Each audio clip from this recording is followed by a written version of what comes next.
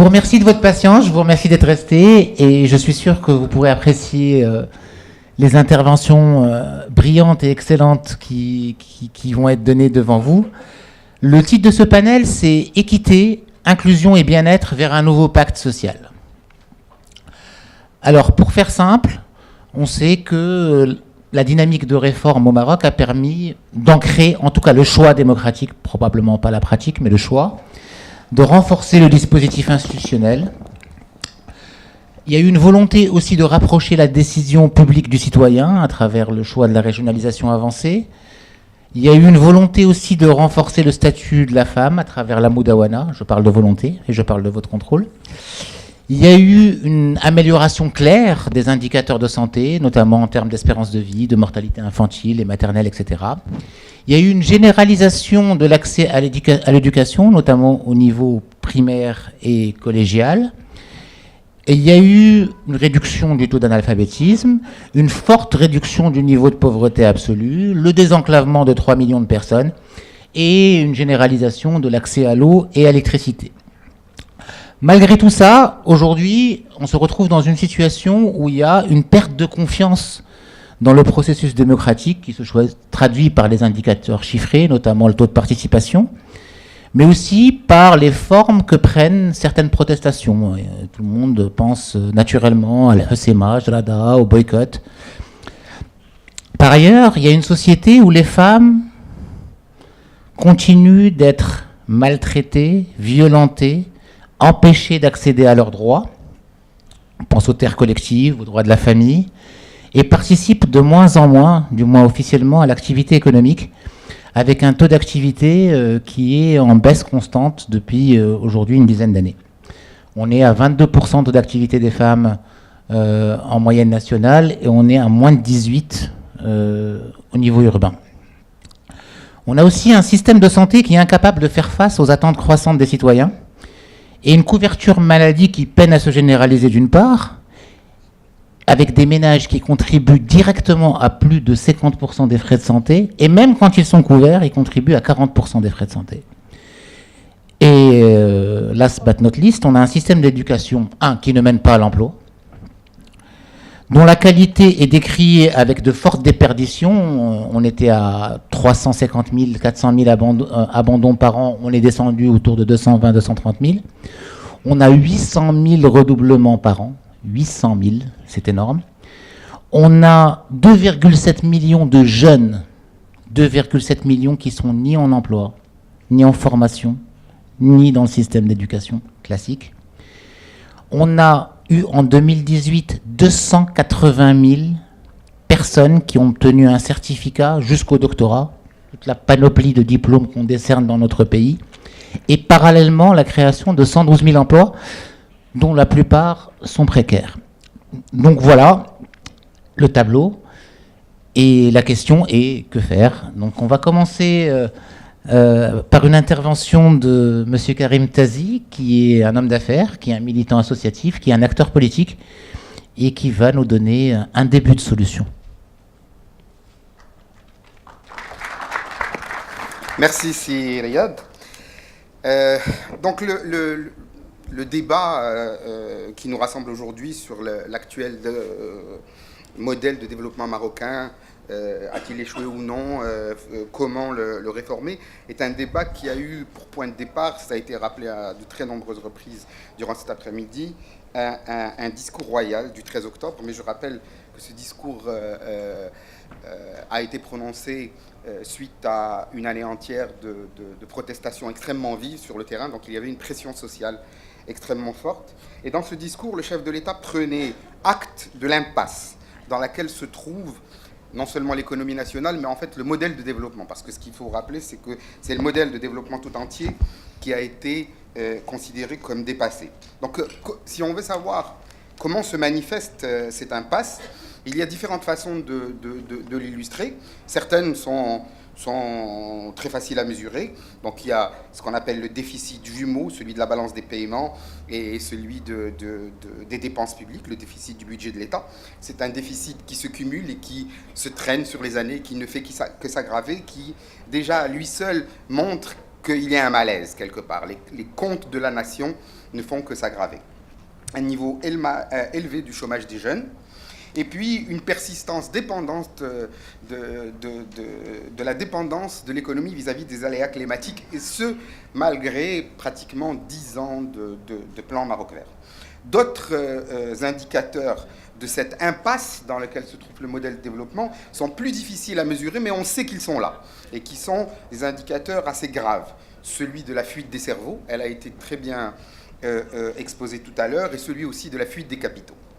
La thèse que moi je voudrais défendre devant vous aujourd'hui est la suivante. C'est qu'en fait, ça n'est pas vraiment le modèle de développement du Maroc qui est obsolète, mais autre chose. Ou plutôt, si on considère que le modèle de développement est un ensemble de choses dans lequel il y a un modèle économique, un modèle politique et un modèle social, ce qui est le plus gravement en panne et le plus gravement bloqué au Maroc, et qui est probablement l'origine du reste, c'est le modèle politique, qui est gravement en cause.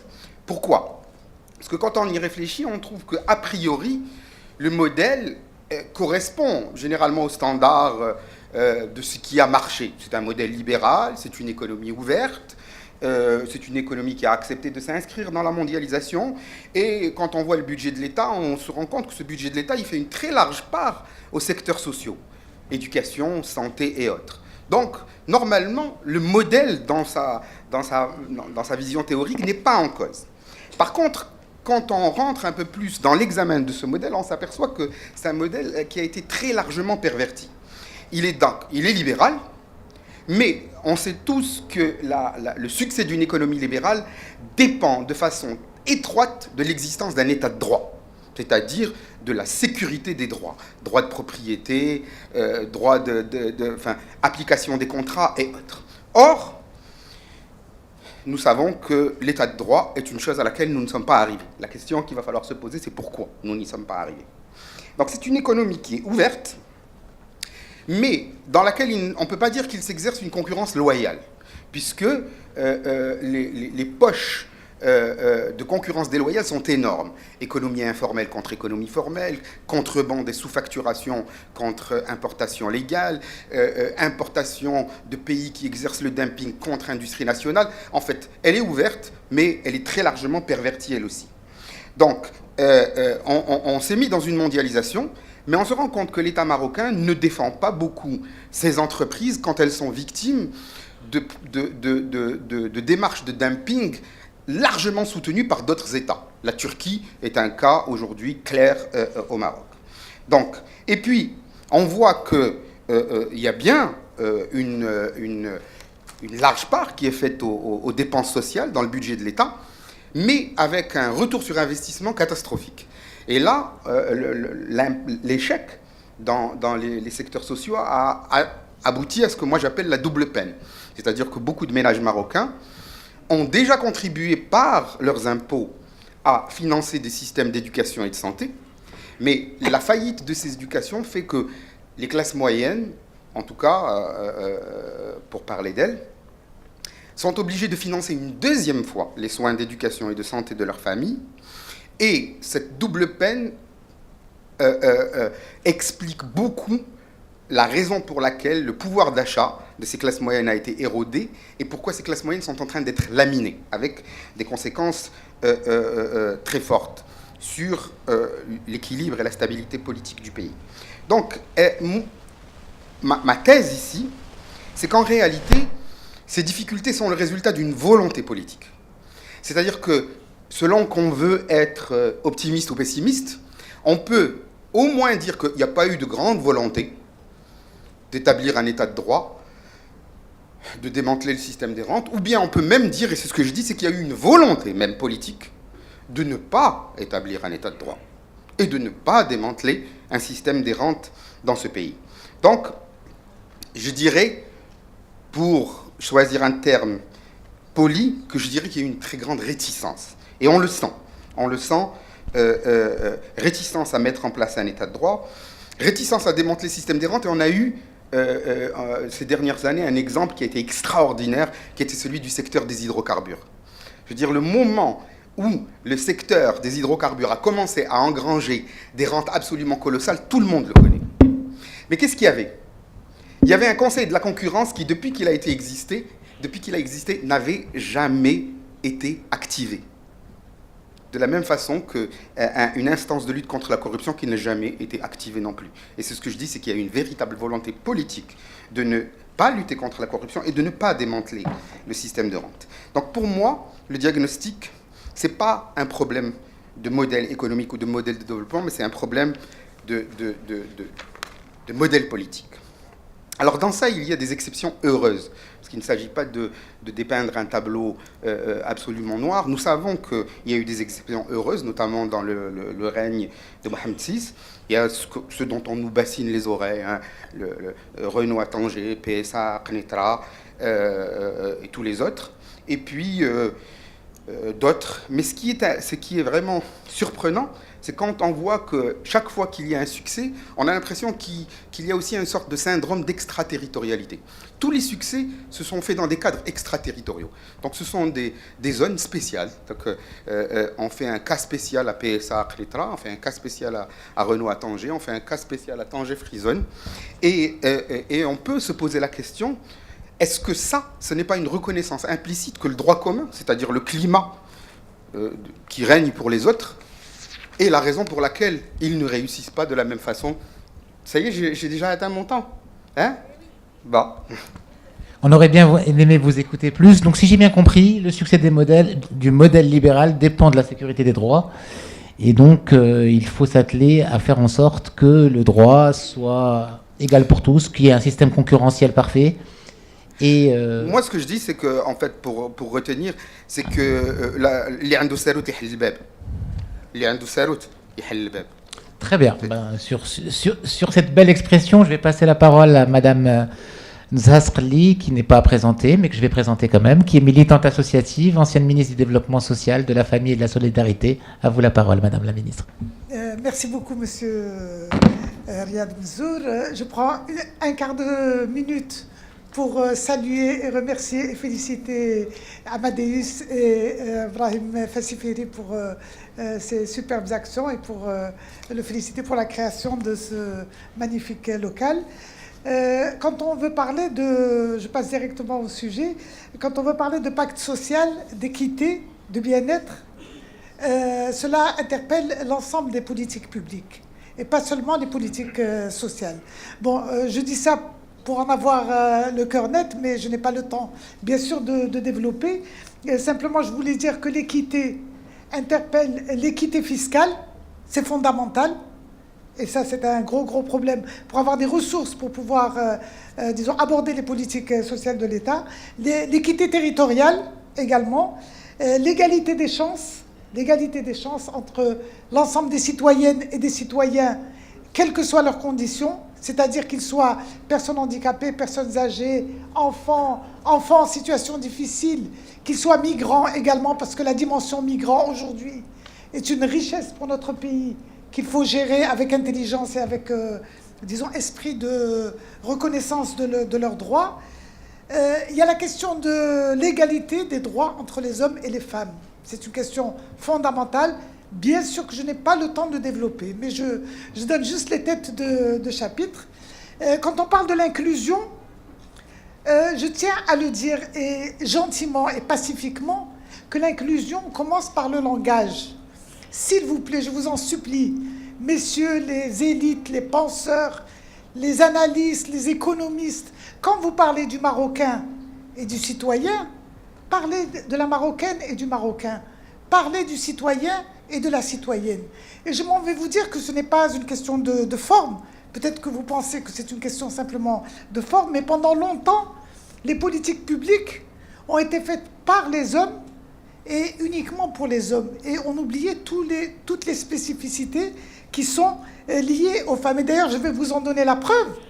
La preuve, c'est qu'il y a toutes les politiques publiques et il y a un ministère qui est en charge des autres. C'est quoi les autres? C'est ceux qui ne sont pas des hommes jeunes, j'allais dire beaux, jeunes, riches et en bonne santé. Jeunes, riches et en bonne santé. Parce que ce ministère a en charge tous les autres, les femmes, les enfants, les personnes en situation de handicap, les personnes âgées et les personnes précaires et exclusion.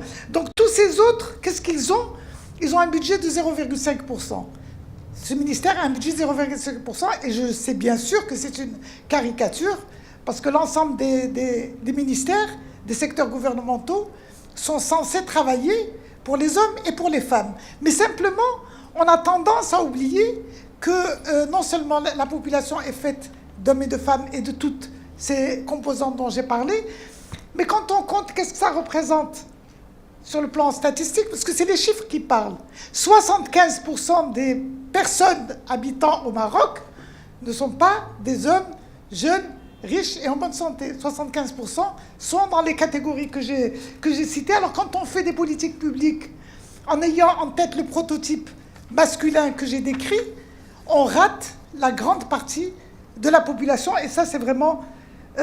disons, un dysfonctionnement majeur dans les politiques publiques. Maintenant, quand on parle de bien-être, je saisis le terme de bien-être parce que le bien-être est très important. Tout à l'heure, on parlait des ingénieurs qui partent. On parle de nos jeunes qui vont plonger dans la mer pour quitter le pays. On parle de choses de ce genre. Mais parce qu'il y a un mal-être. Parce qu'il y a un mal-être au-delà de l'économique et du politique et de tout ce dont on parle, il y a un mal-être parce que, avant de parler de quel modèle de développement, il faut parler aussi de quel projet de société nous voulons. Quel projet de société? Quelles sont les valeurs? Où sont les valeurs prônées par la Constitution et dont nous sommes tous et toutes si fiers? Tous, on dit « Ah, c'est formidable, les droits humains, la liberté, les libertés, l'égalité, tout ça, c'est des valeurs de la Constitution. » Mais où sont ces valeurs? Elles sont dans la Constitution, mais elles ne sont pas dans la vie quotidienne. Et je voudrais aussi parler accessoirement d'un sujet qui me paraît important, parce il a été un petit peu traité, mais pas beaucoup, c'est la question linguistique. Je crois qu'il est temps que le Maroc fasse une réconciliation linguistique entre l'ensemble de ses membres. Parce qu'en tant que Marocaines et Marocains, nous sommes tous unis par la langue dialectale, qui mélange le français et l'arabe allègrement, et on s'en sort et on se sent tous appartenant à la même communauté. Mais dès qu'il s'agit de la vie économique, non, il n'y a plus des Marocains. Il y a des Marocains qui parlent français, et des Marocaines, et des Marocaines et Marocains qui ne parlent pas français. Et là, je voudrais bien qu'on analyse un peu plus la question linguistique en termes de pouvoir.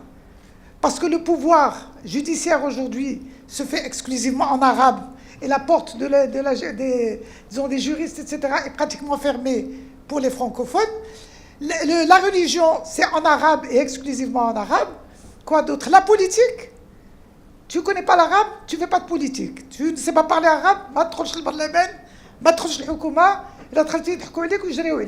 donc l'arabia, elle est obligatoire pour ces trois pouvoirs.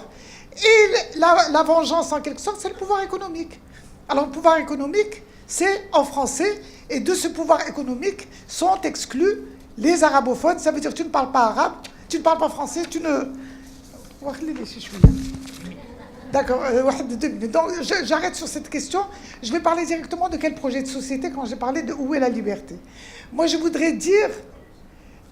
j'ai choisi de parler spécialement des sujets qui sont des tabous. Si on ne brise pas les tabous, on ne va nulle part. On ne va nulle part. Et parmi les tabous, je voudrais parler d'un problème qui concerne une grande part de notre société, c'est le problème de la liberté sexuelle.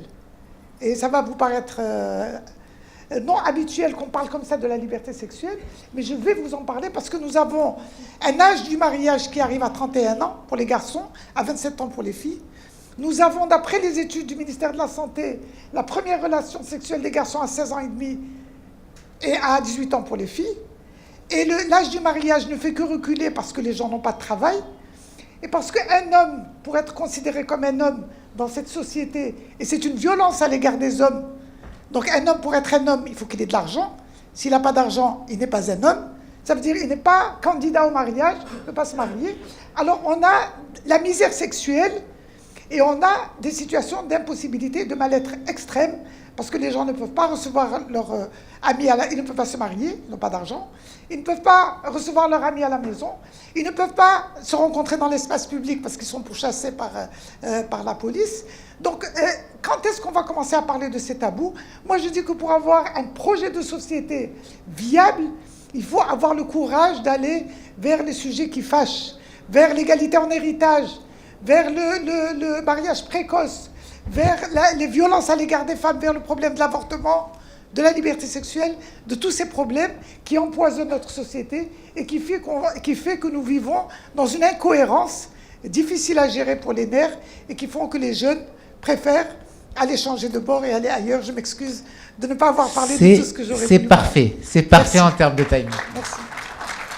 Alors, je retiens mal-être, réconciliation linguistique ou guerre des pouvoirs des langues selon les domaines d'intervention, et bien sûr, liberté, égalité, notamment liberté sexuelle que vous avez bien décrite, et égalité, notamment dans l'héritage. Et bien sûr, l'avortement, etc. Donc, voilà des pistes. Nous passons à Madame Rioui qui va nous donner, elle aussi, son éclairage et ses propositions par rapport à l'inclusion, à l'équité et à l'égalité. Merci. Donc, je m'en vais directement au vif du sujet, sans introduction aucune. Je vous remercie de me permettre de partager avec vous une petite réflexion pour ce qui me concerne dès lors que l'on parle d'équité, d'inclusion et de bien-être. Et je rejoindrai le propos de mon ami Karim Tazi au début sur la question de l'exigence et de l'importance de la gouvernance pour aborder une question aussi centrale que l'inclusion, l'équité et le bien-être, et dire la palissade, mais vous me permettrez de le dire pour introduire et de dire que cela exige de nous de mettre en avant le rôle de régulation de l'État dans tous les domaines, y compris notamment du domaine économique, et qu'aujourd'hui, dans ce monde où l'économie mondiale est de plus en plus intégrée, où les fonctions de l'État sont souvent externalisées, la réalisation des droits humains, des droits économiques, sociaux, culturels, respectueux de la question de l'égalité entre les sexes, nécessite un cadre plus large de responsabilité de l'État, un cadre plus large de vigilance, un cadre qui dépasse les frontières classiques de l'État, des actions de l'État, et qui englobe donc tous les secteurs, et notamment le secteur privé et tous les secteurs émergents aujourd'hui. C'est un rôle donc essentiel de l'État, régulateur garant des droits humains, et qui veille à ce que tous les acteurs, y compris ceux du secteur privé, et j'insiste beaucoup, agissent sans discrimination et d'une manière qui ne porte pas atteinte aux droits humains et à l'égalité. Donc il s'agit donc d'abord, en introduction pour moi, de dire qu'il y a une redevabilité de l'État donc qui doit intervenir pour que le modèle de croissance qu'il développe, la croissance, la prospérité et le développement qu'il construit, que l'État est responsable pour cette croissance, cette prospérité bénéficie à tous, aux hommes et aux femmes, et qu'il garantisse que ce développement et cette croissance puissent profiter aux hommes et aux femmes. Et donc, lorsque l'on parle donc de cette responsabilité de l'État, de cette croissance, de ce développement inclusif, de cette équité, inclusion et bien-être des hommes et des femmes, cela nous amène à poser la question de dire justement dans ce modèle, pour parler du constat, pour ajouter d'autres chiffres à ceux qui ont été dits avant moi, de dire est-ce que les emplois formels qui sont créés aujourd'hui sont appropriés aux 42% des femmes analphabètes et aux 60% des femmes analphabètes quand il s'agit du rural. Est-ce que les emplois formels qui sont créés aujourd'hui dans les secteurs où les barrières donc, à l'entrée sont très importantes pour les femmes, industrie, bâtiments, etc., travaux publics, est-ce qu'ils sont appropriés donc à faire une inclusion des femmes ? Également, rajouter un chiffre qui handicape énormément l'inclusion des femmes dans ce modèle de développement ou dans cette croissance que l'on veut ou cette prospérité. Le 95% des femmes marocaines qui passent 5 heures dans les travaux non rémunérés, qui sont les travaux domestiques et les travaux de soins des personnes âgées ou des enfants en bas âge, contre 43% des hommes qui vont y consacrer uniquement 43 minutes. les 1% de femmes rurales qui possèdent les terres, les 70% des femmes rurales qui travaillent non rémunérées, les 75% de femmes qui n'ont pas d'emploi. Donc la question aujourd'hui est, et je rajouterai, parce que ça me permettra dans les voies de solution ou disons de levier de changement ou des axes importants sur lesquels il faudra être vigilant pour travailler. Je rajouterai également les 33% des femmes entre 18 et 60 ans qui sont victimes d'une violence dans l'espace public, qui détermine bien évidemment toute la problématique de l'émancipation et de l'accès aux ressources, au savoir, à l'emploi, etc. Et donc, ayant donné ces quelques chiffres, et on pourra en parler tout à l'heure, et rajouter d'autres domaines qui explicitaient le handicap, vraiment le boulet que les femmes vivent, qui entrave leur inclusion, leur participation, leur contribution, et qui fait que l'économie, privée de la moitié de la population, n'est pas une économie inclusive et ne construit pas une prospérité. Et donc, ça veut dire qu'aujourd'hui, il faudrait, et je me projette sur un peu les domaines sur lesquels il faudrait bien évidemment travailler, fondamentalement, pour que tout le monde puisse être inclus. Le premier aspect, c'est le cadre normatif et institutionnel. Un cadre normatif et institutionnel sur lequel aujourd'hui persistent encore des inégalités, et Mme Srali vient d'en citer quelques-unes. Donc il y a un travail à faire sur le cadre normatif. Un deuxième, les raisons, je suis en train de parler, des raisons. Le deuxième aspect qui est la raison, on va dire, de cette manque d'inclusion, c'est cet écart d'éducation que je viens de citer avec le 42%, la question égale de l'inégalité d'accès des femmes aux ressources productives, la question de la mobilité des femmes dans l'espace public qui pose problème, la charge de travail non rémunérée, et enfin cette culture patriarcale, on y reviendra dans le débat. Alors j'aimerais quand même, lorsqu'on vous dit nous sommes en train de réfléchir sur le modèle développement ou bien sur cette inclusion, et on vous dit la participation des femmes aux instances de gouvernance, quel est le lien? Il y a un lien très très fort. J'aimerais donner juste un ou deux exemples. Sur d'abord, la question du lien entre plus de femmes dans les instances de décision, qu'elles soient dans le domaine politique, du secteur privé, des instances communales, des conseils d'administration. Prenons juste les conseils communaux. Des études dans le monde ont démontré que lorsque les femmes sont présentes, il y a une corrélation directe entre la présence des femmes dans les conseils municipaux au niveau des directions, des bureaux exécutifs, et l'impact que ça a sur le développement de la localité, de la région, etc. En Inde, l'observation sur les conseils communaux dirigés par les femmes a montré que les projets d'accès à l'eau étaient supérieurs de 62% que les régions, les localités où les hommes ou les femmes n'étaient pas présents. Et si donc, vous voulez bien conclure, s'il vous plaît. Je vais vraiment parler 5 minutes. C'est le chronomètre qui dit ça, c'est pas bon. Parce que ce sera difficile de... Vous avez 30 secondes pour conclure, si vous voulez conclure. Alors, premier exemple, alors j'essaie de me ramasser mes idées. La première idée, c'était la corrélation sur la question de la gouvernance et de la participation qui a un impact fondamental, et on ne peut pas construire le développement sans cette inclusion des femmes, ceci dans tous les domaines. Le deuxième, c'est la question de la participation économique. Cette participation économique qui doit combiner quatre critères. La question, bien évidemment, de l'accès à l'emploi, mais aussi de l'égale rémunération, de la question des soins de la santé, la question de la violence et la question des droits, qui sont fondamentales. Cette corrélation-là permet d'avoir, si vous voulez, une influence sur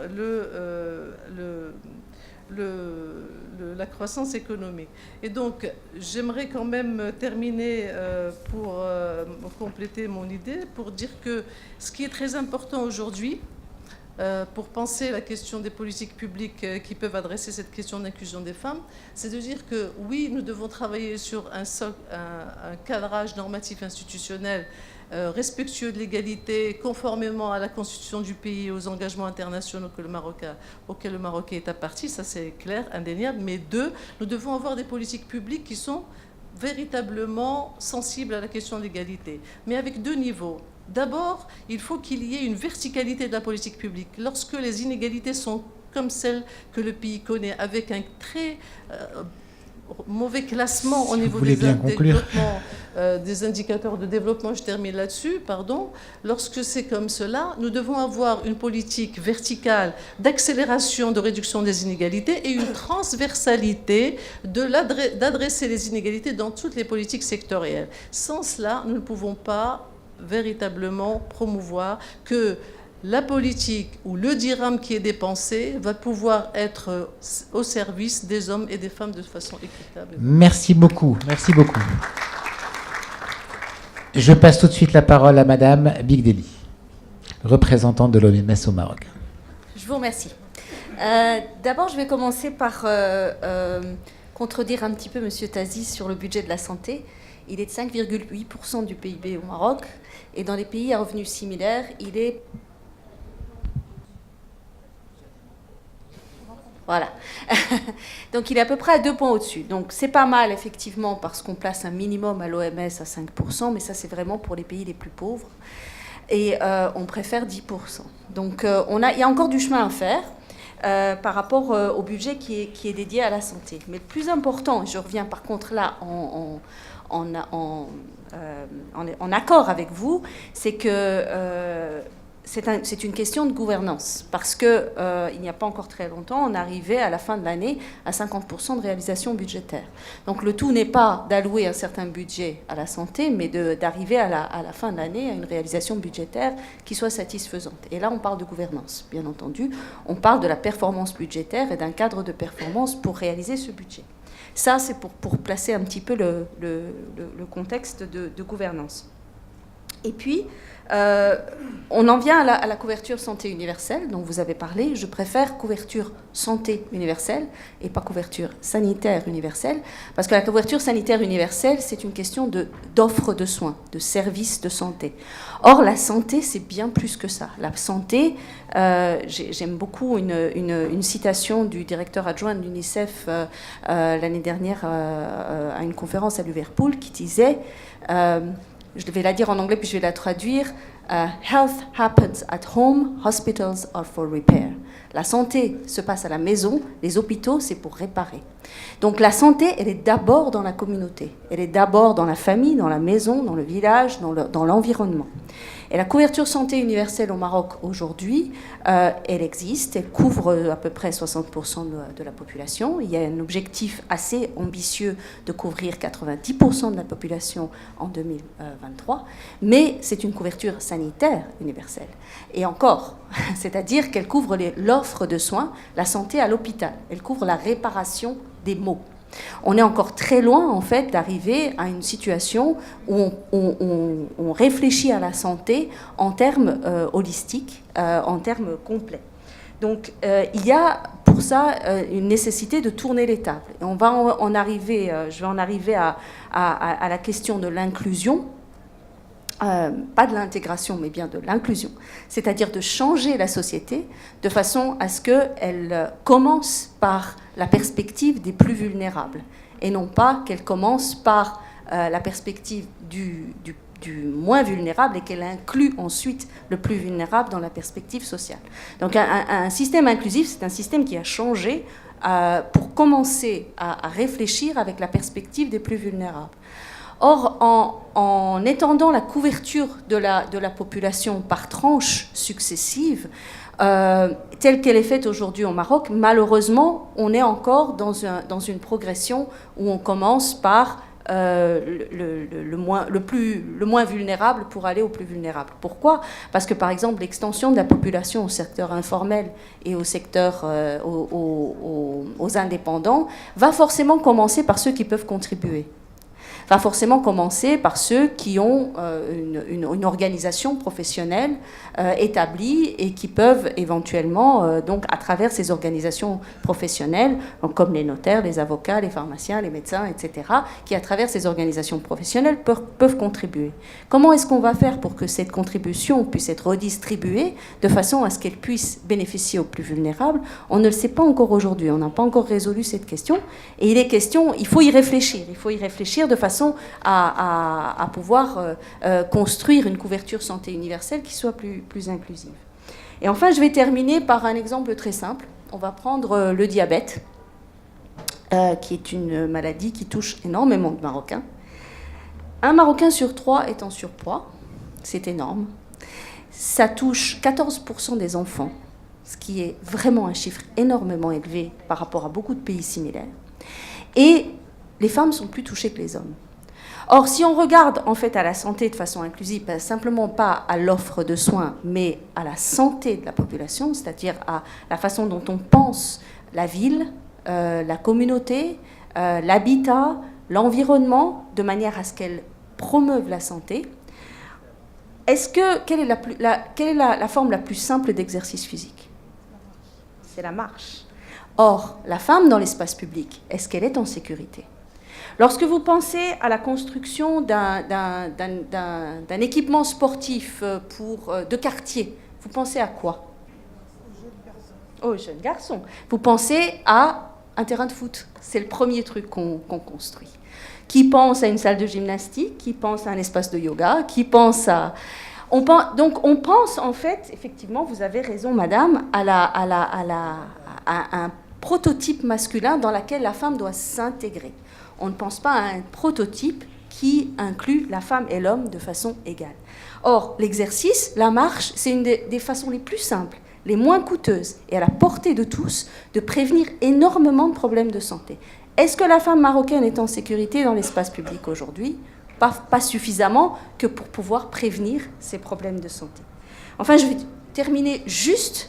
J'ai du temps, je sais, mais on va en laisser aux autres. Je vais terminer juste par un conseil. Je vous remercie beaucoup, Amadeus, de m'avoir invité aujourd'hui. Je vais simplement vous demander, peut-être pour la prochaine conférence, vous enlevez 2 des photos qui sont affichées aujourd'hui au mur, au choix, je n'ai pas de préférence. Vous les remplacez par Ellen Johnson Sirleaf, la présidente du Libéria, et Joyce Banda. Comme ça, nous aurons une équité. Merci beaucoup, Madame Bigdeli. Monsieur Tiazi va nous quitter, malheureusement, parce qu'il a un engagement à Casablanca et il doit y aller. Alors, je retiens que la marche, le diabète, l'espace... je vais vous rajouter quelque chose pour le diabète. Vous savez qu'on subventionne, ou l'État marocain subventionne pour 4 milliards de dirhams chaque année le diabète. Et on parle de subvention du sucre, bien évidemment. Alors, je donne tout de suite la parole à Monsieur Hamzienne, ancien président de l'université Abdelmalek Saidi et ancien directeur de l'ENCG Stade. Tanger, pardon. Je ne sais pas pourquoi Stade vient toujours en tête quand on parle de l'ENCG. Oui. Merci. Bien, je suis heureux, je vous remercie de m'avoir invité pour participer à ce panel. Et pour parler essentiellement de l'éducation, en écoutant les uns et les autres au niveau du premier panel, et aujourd'hui, j'ai le sentiment qu'il y a un consensus sur l'importance du capital humain dans la réussite de tout modèle de développement. Et ceci interpelle le système éducatif, évidemment. Parce que quand l'éducation va, ça veut dire que nous avons de bons profils qui peuvent prendre en charge la destinée du Maroc et on peut être tranquille pour les années à venir.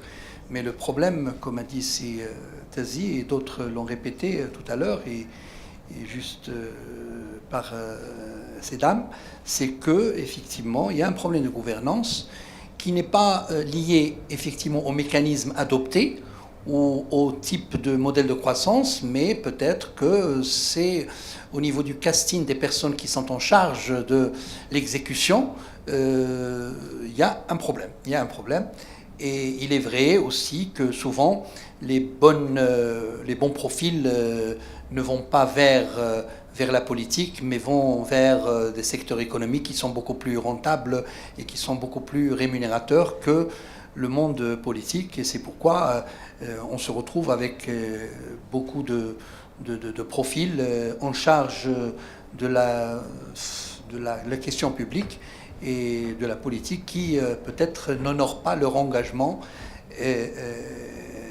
comme il se doit.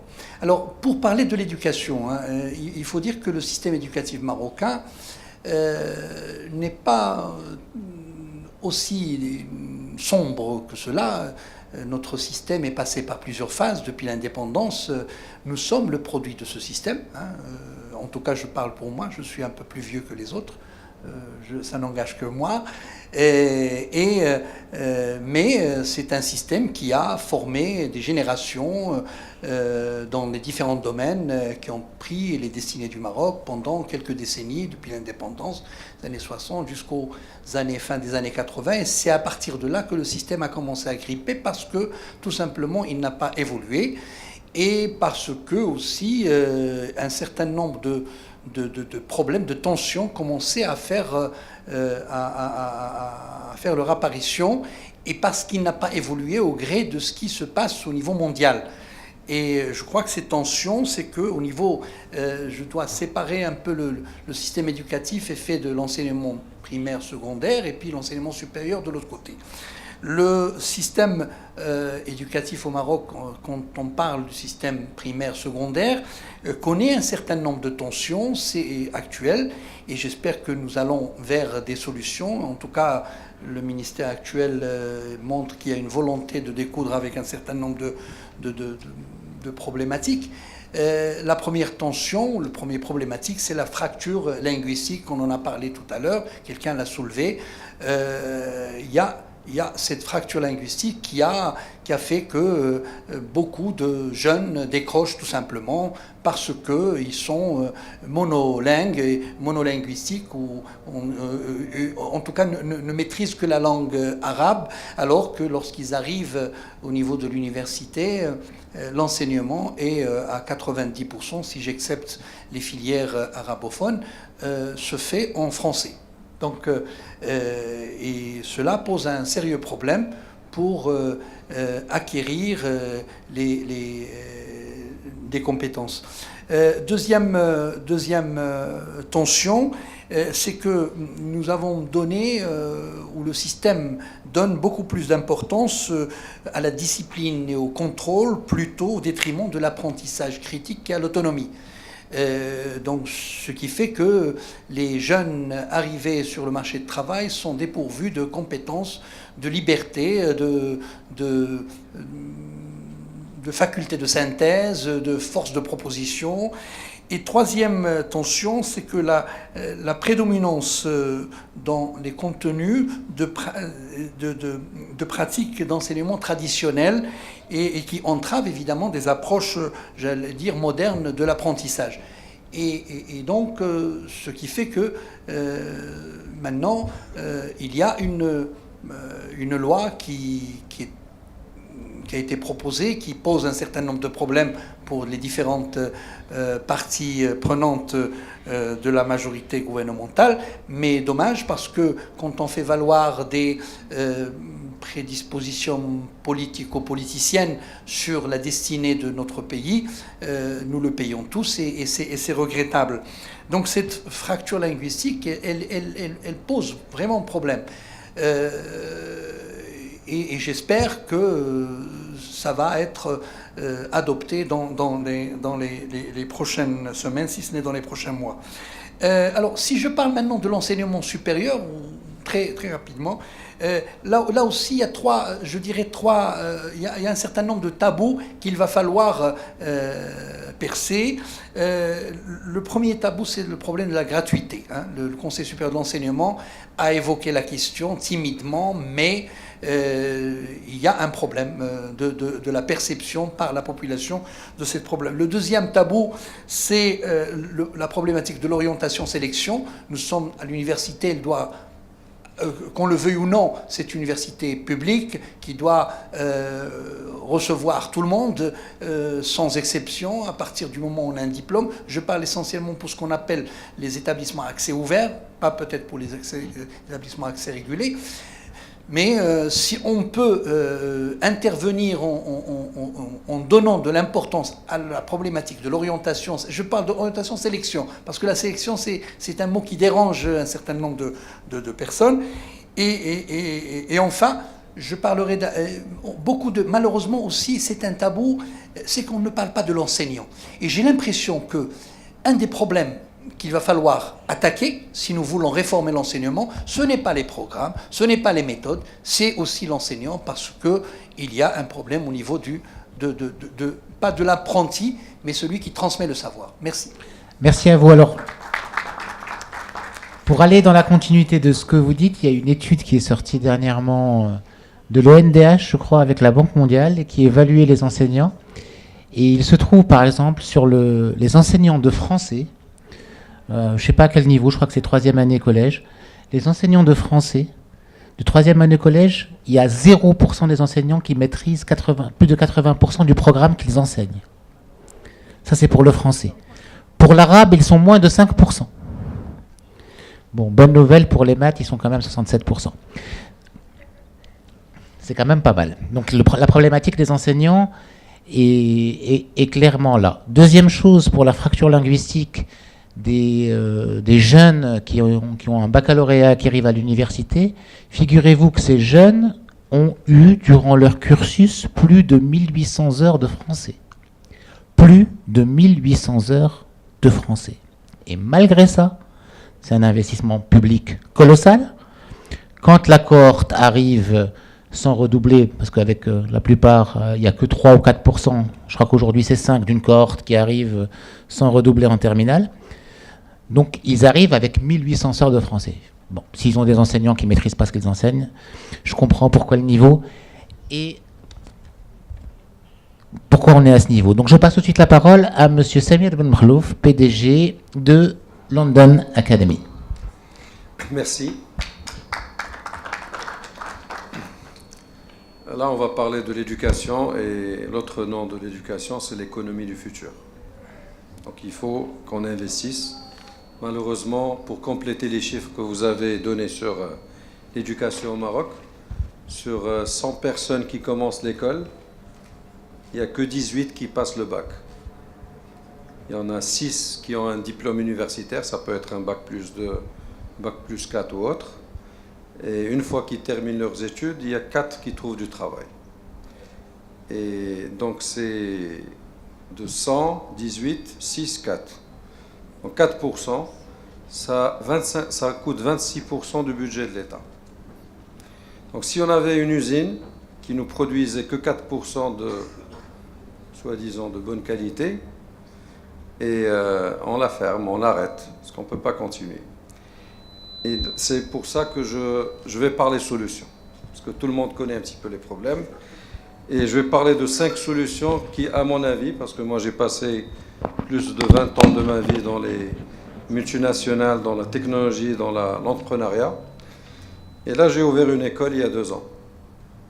Et j'ai pu toucher à ce que c'est gérer une école avec toutes les problématiques. J'ai une école qui commence, les enfants commencent à partir de la maternelle. Beaucoup de gens me disent quand est-ce que tu vas avoir la première promotion? La première promotion du baccalauréat dans mon école a eu lieu la première année. J'ai sorti 4 avec le bac. Vous allez me dire comment j'ai fait. Ben, c'est grâce à la technologie. J'ai un bac accrédité américain en utilisant ce qu'on appelle du blended learning.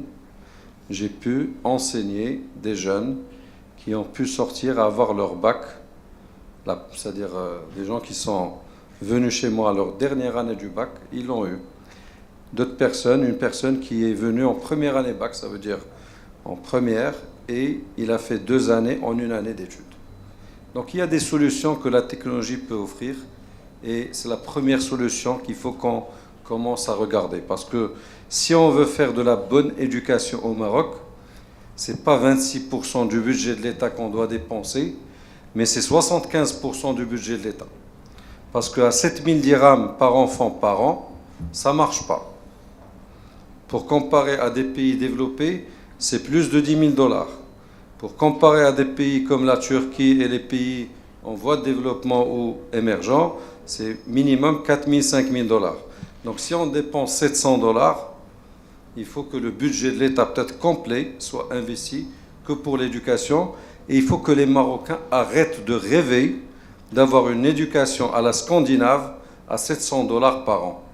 Donc ou bien on va commencer à bien payer les taxes pour qu'on commence à réclamer, ou là il faut qu'on un petit peu sorte notre génie marocain pour répondre à cette question. Donc j'ai parlé de la première solution utiliser la technologie. Et vous êtes les bienvenus de venir visiter mon école, parce qu'à la deuxième année, on va sortir 9 bacheliers de cette école.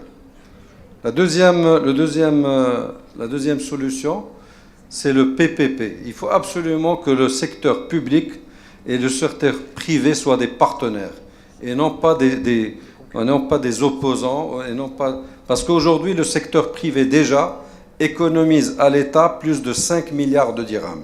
Ça veut dire que tous ces enfants, c'est 1 million d'enfants qui sont entre le primaire et au secondaire, je ne parle même pas de l'université, s'ils sont dans l'éducation publique, l'État doit débourser 5 milliards de dirhams de plus. Donc c'est un partenaire. Pour information, entre 2000 et 2018, le nombre d'enfants qui étaient dans le système public est passé de 224 000 à 1 15 000, pratiquement 5 fois. Le nombre d'écoles est passé de 1250 à 5 800 écoles. Donc il faut encourager le secteur privé à réduire les charges de l'État, mais il faut aussi adopter des options, comme ce qui a été fait par exemple au Brésil. 80% de l'éducation est dans le secteur privé. On a déjà des solutions par rapport, un exemple, le bâtiment au Maroc, le gouvernement marocain, où les boîtes étatiques ne savaient pas construire 200 000 logements par an. Mais une fois qu'on a donné les mêmes avantages que les boîtes étatiques, on les a donnés aux sociétés privées, on peut aujourd'hui construire des logements à 250, 200 000 dirhams ou 250 000 dirhams et 200 logements par an. Donc il faut qu'on commence à réfléchir de manière créative. Troisième solution, ou troisième part de solution, il faut qu'on arrête ce débat de langue par rapport à l'éducation. Il faut qu'on arrête ce débat. Aujourd'hui, la langue de la science et de la technologie dans le monde, c'est l'anglais. Ma arabia, ma amazighiya, ma françaouia, ma chinoia, c'est l'anglais. C'est English. Sorry. Donc il faut que nos enfants, le retard, il est déjà fait, il faut qu'on arrête. Il faut qu'ils apprennent les matières scientifiques en anglais. Maintenant, en parlant de communication, نعلموهم العربية والشينوية والأمازيغية والفرنساوية والليبريتية. Mais sur le côté technologie et sciences, ne perdons pas de temps, parce qu'on est en train de perdre beaucoup de temps. Et quand on parle de technologie, on ne veut pas des consommateurs de technologie, on veut des créateurs de technologie, des producteurs de technologie. Quatrième solution, c'est il faut qu'on commence à apprendre aux enfants les compétences et non pas les matières. Ça fait, on apprend par cœur et on va réciter. Et pour moi, le téléphone, il remplace un docteur au Maroc qui a juste appris par cœur. Si on permet à un docteur de juste mémoriser, le téléphone est suffisant. Les compétences, c'est la communication, la collaboration, la créativité, le critical thinking, la résolution de problèmes, la citoyenneté et le caractère. Et le cinquième point, c'est il faut reformater les enseignants. Et il faut reformater le rôle de l'enseignant. Il faut qu'ils arrêtent à apprendre aux enfants ce qu'ils ont appris il y a 40 ans, ou 30 ans, ou 20 ans. Il faut qu'ils innovent et il faut que leur rôle soit plutôt de facilitateur, parce qu'aujourd'hui, avec l'Internet, j'ai vu beaucoup de jeunes qui ont appris l'anglais tout seuls, qui ont appris les technologies tout seuls, etc. Donc la technologie peut énormément aider à l'enseignement. Et merci. Merci beaucoup. Donc technologie, PPP, anglais, compétences et reformater le rôle de l'enseignant. On a bien retenu les 5 points. Je passe tout de suite la parole à Monsieur Younes Khoury, doyen région Afrique de l'école des Ponts Business School et ancien député. Merci Riyad. Massa al-khair. D'abord un grand merci aux organisateurs de l'événement. Moi je voudrais commencer par la question que vous posez vers un nouveau pacte social en relation avec le modèle de développement. Et je voudrais quand même insister sur le fait que le modèle de développement est d'abord un choix qui nécessite, entre autres, 2 choses importantes. un consensus politique, ce que nous semblons avoir,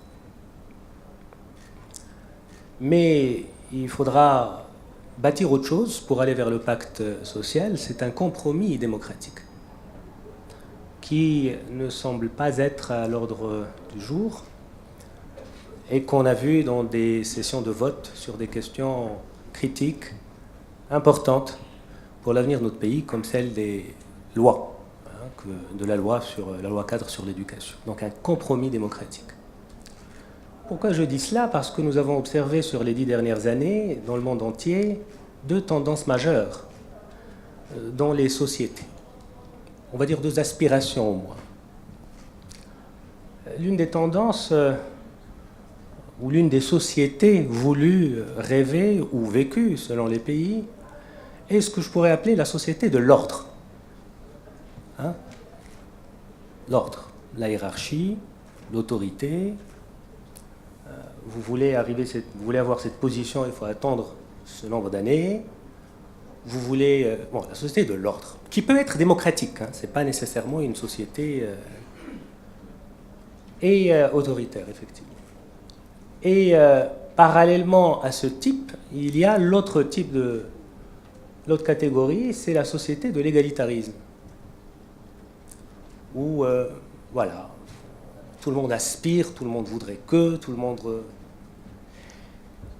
Alors, positionnant en matière de choix de modèles de développement et en matière de consensus politique et compromis démocratique, l'un de nos grands sujets du moment, sur le plan opérationnel, qu'il faudra résoudre,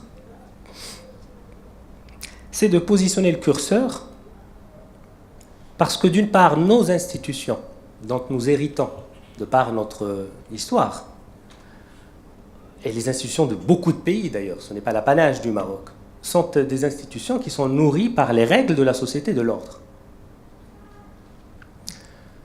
Et les aspirations de la société sont égalitaristes. Donc, vous apportez une réponse de la société de l'ordre à des dynamiques sociétales qui sont d'ordre égalitariste, et c'est là où nous avons une part, on va dire, des zones d'amélioration à faire. Et bien sûr, vous déclinerez après, et je ferai une petite déclinaison au niveau du design institutionnel. Parce que pour réussir tout cela, ce n'est pas... Vous savez, c'est facile d'en parler, mais je vous donne un exemple. Quand vous êtes en train de définir les objectifs, si vous êtes sur un territoire politique, dans le paradigme politique, le processus de définition des objectifs est conflictuel. Et donc vous n'êtes plus, comme le voudraient beaucoup de nos élites, dans une logique de politique publique. Vous êtes dans une confrontation, dans une logique d'exercice du pouvoir. L'exemple le plus saillant et simple, c'est celui du chantier de la déconcentration. Plusieurs discours royaux, plusieurs relances de Sa Majesté. Malheureusement, Sitesi n'est plus là, je suis désolé, la porte est ouverte. Il faut que chacun prenne ses responsabilités. Je suis désolé. Plusieurs discours de Sa Majesté, exhortant l'ancien gouvernement et celui-là à prendre ses responsabilités pour déconcentrer, parce que veut dire déconcentrer en fin de compte? Dans l'éducation, dans la formation professionnelle, dans tout ce que vous... dans la santé, etc., etc. Ça veut dire concrètement qu'une élite politique, une caste qui gouverne à l'échelle nationale, et notamment le gouvernement central, doit lâcher pour que d'autres s'en occupent à l'échelle régionale et territoriale, plus proche des citoyens. Et quand vous lâchez, il faut trouver quoi faire à l'échelle nationale. Et donc, ce n'est plus les mêmes profils qui peuvent être à l'échelle du gouvernement, parce que celui qui s'amuse dans un mandat gouvernemental à gérer des conventions pour voir d'où va passer la route, ou est celui qui va privilégier une zone où il a un terroir politique important, ne va plus avoir cette possibilité. Il va devoir planifier, il va devoir contractualiser, il va devoir se hisser à l'échelle de la stratégie. Donc la question n'est pas simple d'un point de vue exercice du pouvoir, parce que c'est le pouvoir. D'un point de vue politique publique, on peut raconter ce qu'on veut, et nous avons le New Public Management qui répond à ce genre de questions, nous avons nos élites, etc. Mais tout ça est intéressant, c'est bien. C'est ce qui nourrit aussi mon ambition, mon optimisme. La question par laquelle je voudrais, il y a deux petites questions par lesquelles je voudrais terminer. Je sais qu'on n'a pas beaucoup de temps. Très bien. 1 minute chacune. C'est la question des systèmes des indicateurs. Parce que on parle de l'inclusion. L'inclusion, c'est humain. Bon, il y a plusieurs définitions.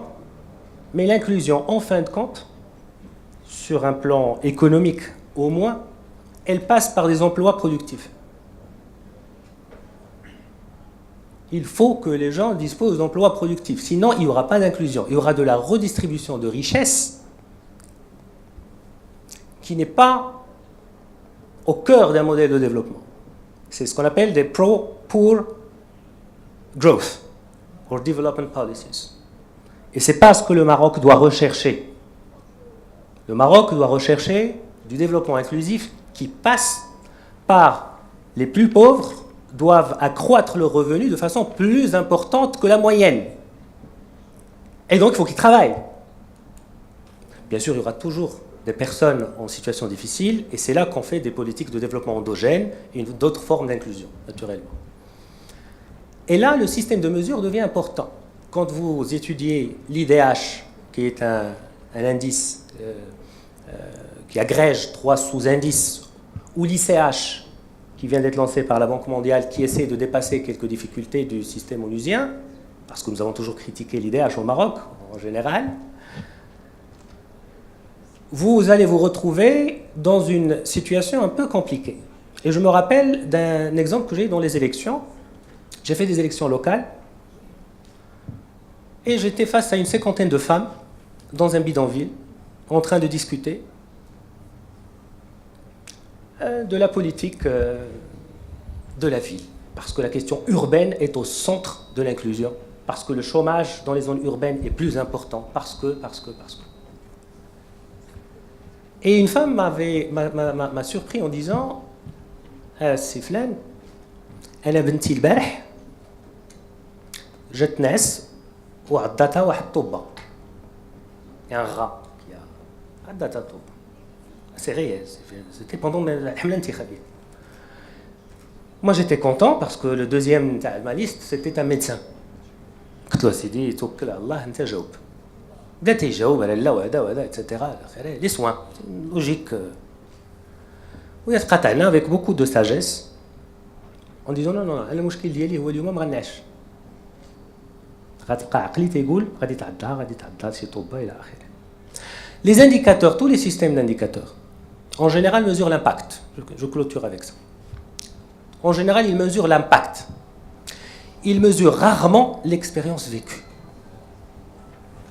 Or, c'est cette expérience vécue qui justifie, qui explique les frustrations, qui explique des phénomènes collectifs d'opinion publique qui vont des fois à l'encontre, carrément, d'un édifice lourd, difficile à construire, que des générations ont mis à construire. Et donc, dans le modèle, c'est ma dernière phrase, il faudra peut-être inclure cette dimension expérientielle de l'individu, du citoyen marocain. Merci. Merci Monsieur Scoli. Donc la société de l'égalitarisme contre le pouvoir de l'ordre, c'est ça un petit peu pour résumer, et puis l'expérience vécue par rapport à l'impact. Je passe tout de suite la parole à Monsieur Jamal Belharache, qui est le président de la Fondation Zakola. Merci, Monsieur le modérateur. Je vous en prie. C'est très difficile de passer après toutes ces personnes. En 2009, octobre 2009, Sa Majesté avait fait un discours sur une invitation à réfléchir sur un nouveau contrat social, octobre 2009. Avril 2019. Que nenni. Qu'avons-nous fait? j'ose espérer que sur la question du modèle de développement posé par Sa Majesté l'année dernière, on va aboutir à quelque chose. Toutefois, permettez-moi d'être sceptique sur une question. Comment peut-on réfléchir à un modèle de développement économique si préalablement nous n'avons pas posé la question du contrat social, c'est-à-dire quelle société voulons-nous, quel modèle d'éducation voulons-nous, quel type de protection voulons-nous, quel type d'organisation politique voulons-nous véritablement pour faire en sorte que le citoyen marocain se sente investi du propre avenir de son propre pays. C'est la question qui est posée aujourd'hui. Je vois pulluler ces derniers temps les partis politiques avec leurs copies sur le programme de développement économique. C'est très bien. Mais encore une fois, au regard des chiffres que tu as donnés, je voudrais en donner quelques-uns supplémentaires si vous le voulez bien. Et ça concerne aussi bien le monde économique que le secteur social. On prépare les assises de la fiscalité qui nous montrent quoi? Qui nous montrent aujourd'hui que 1% des entreprises payent 80% de l'impôt. Qui nous montrent que 0,67% des entreprises déclarent et payent la TVA. Que les salariés et les pauvres, encore une fois, plus de 40% d'entre eux payent plus de 70% de l'impôt sur le revenu. À côté de ça, vous avez 1 200 000 salariés qui sont déclarés à la CNSS sur 12 mois consécutifs, sur une population active salariale, secteur privé, etc., 5 millions, mais la population active est de quasiment 12 millions et demi. J'ai 1 400 000 enfants en âge d'aller en préscolaire tous les ans qui arrivent sur le marché, dont plus de 700 000 qui n'ont aucune solution de préscolaire. Aucune. J'ai un taux d'emploi en milieu urbain de 35%. Quand on dit que de Kenitra à El Jadida, j'ai 70% du PIB, je dis 35% de taux d'activité, de taux d'emploi. C'est-à-dire qu'on n'est pas capable de donner du travail à notre jeunesse qui représente aujourd'hui plus de 60% de la population qui a moins de 15 ans. Tu as rappelé les chiffres des NEETs aujourd'hui, 2,7 millions, 3 millions. Qu'est-ce qu'on va faire? Si là, on ne peut pas dire que notre modèle, en général, est arrivé à bout de souffle et qu'on n'est pas capable de l'accepter, c'est qu'on a un souci. Et c'est pour ça qu'aujourd'hui, je pense que quand on réfléchit à la 20e année de Sa Majesté, il a mis en place un certain nombre de dynamiques. L'INDH a réduit les inégalités, mais pas la pauvreté. Et ça, c'est un sujet de fond pour nous aujourd'hui, et on est tous concernés. Qu'est-ce que je veux dire par là? Je veux dire par là que le monde économique a une vraie responsabilité sur ces questions-là aujourd'hui.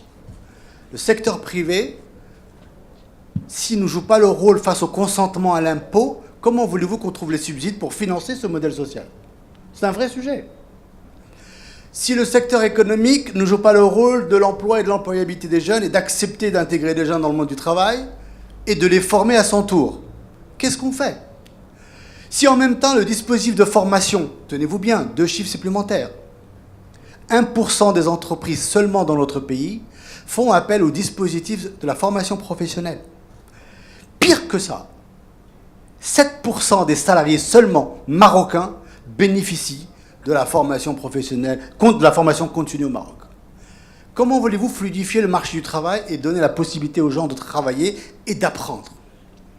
Accessoirement, la 4e révolution industrielle, au travers du numérique, révolutionne tous les modes, les modèles économiques, les organisations générales des pays et bien sûr les organisations des entreprises. Et donc, partant de là, l'éducation. L'économie de la connaissance est un sujet partout dans le monde. Et nous, aujourd'hui, on est encore en train de débattre sur des sujets anachroniques, politiques. Moi, je n'ai pas envie qu'on me dicte ma façon de vivre, de boire ou de manger et la façon d'éduquer mes enfants. La liberté, qui est un acte constitutionnel, doit l'être dans les faits. Mais si je n'utilise pas les nouvelles technologies dans l'urgence aujourd'hui pour scaler l'accès à l'éducation pour mes concitoyens, comment voulez-vous que nous puissions accéder au monde de demain? Comment voulez-vous qu'on développe des réflexions du futur avec des gens qui sont encore ancrés dans le passé? On fait du populisme moderne. Il faut être jeune pour comprendre. Non, il y a des jeunes vieux et il y a des vieux jeunes. On ne peut pas parler et au lieu de ou. Comment on peut co-construire ensemble? Et c'est le vrai sujet. L'invitation ici, c'est quoi? Oui, il faut aller vers un nouveau pacte de confiance auquel je rajouterai un pacte de confiance et effectivement le pacte social. Pourquoi? Parce que l'entreprise marocaine est en garde à vue permanente. Le chef d'entreprise est en garde à vue permanente. Comment voulez-vous installer la confiance et libérer cette énergie nécessaire? Développer cette compétitivité qui permettrait de changer le modèle économique, qui a été basé sur quoi? Le BTP, le tourisme, bien évidemment, hein, entre autres, et bien sûr l'agriculture. Mais aujourd'hui, quand vous avez 2 millions d'entreprises au Maroc qui font entre 0 et 10 millions de chiffre d'affaires, c'est elles qui vont créer l'emploi de demain. Ce n'est pas les 40 000 entreprises qui font entre 10 millions et 200 millions de chiffre d'affaires, et encore moins les 700 entreprises qui font plus de 200 millions de chiffre d'affaires, qui ne recruteront plus. Pourquoi? Parce que la technologie est là, et parce qu'elles sont sur des modèles économiques complètement différents. Alors, mesdames et messieurs, les jeunes qui êtes dans la salle, juste, il faut gamberger ça. Nous avons une responsabilité face à l'histoire, maintenant, ici et maintenant. C'est-à-dire que tout ça, ce n'est pas du blabla. Nous sommes dans l'urgence pour le pays. Il faut vraiment le comprendre. J'ai eu l'occasion, il y a quelques mois, de faire une intervention au Parlement, et j'ai abordé le dialogue social et le numérique. Et quand je parlais, je regardais la salle, enfin l'amphi, et je disais, mais à qui je parle? Est-ce qu'ils comprennent de quoi, ce dont je parle? Le monde dans lequel on est en train d'aller? Mais non, mesdames et messieurs, le personnel politique, si je peux me permettre, dans sa globalité, est en dehors du temps. Or, le temps aujourd'hui, qui vient d'être compté, puisque mes 7 minutes viennent d'être dépassées, puisque ça vient de sonner, et je vais conclure là-dessus. Il faut qu'on renverse la table sur ces questions-là ensemble. Renverser la table, c'est pas dire que l'autre avait tort. C'est dire maintenant on doit travailler autrement ensemble. Il ne faut plus être dans la binarité. Il faut être dans la co-construction. L'intelligence collective, c'est l'or et le pétrole des 21e siècle pour arriver à des croissances durables et inclusives pour toute la société marocaine qui ait zéro année, entre guillemets, jusqu'à 100 ans, puisqu'on va vivre plus longtemps. Et merci. Merci beaucoup.